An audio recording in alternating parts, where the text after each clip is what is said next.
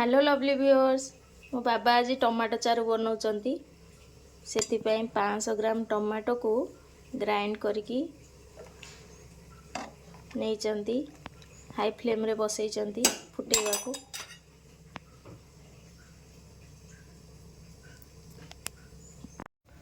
देखंतु फुटी गलानी। एबे एथिरे धळा सोरिष ग्राइंड हेची 1.5 चम्मच दे दबा।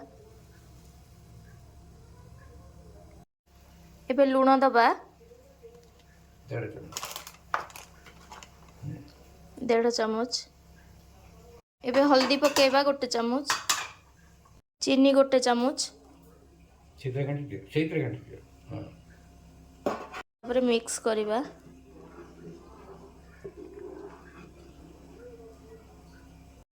आको एबे हाई फ्लेम रे 10 मिनिट फुटिया पई छाड़ दबा। ठीक हैला जाए। ठीक है गलानी। एबे चूल्हा बंद कर दबा।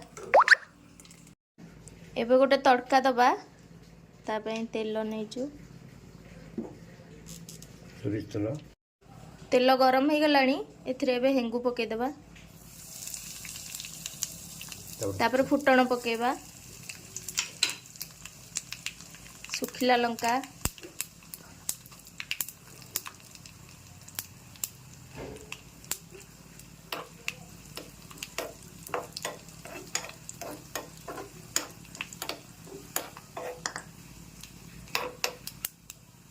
फुटण फुटी गलानी।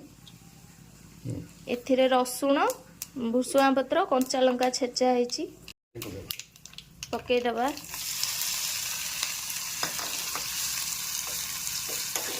भाजीबा 1 मिनिट पई।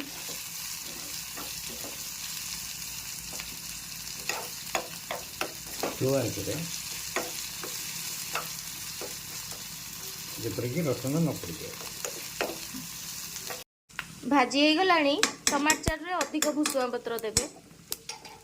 एबे देई दबा एथिरे।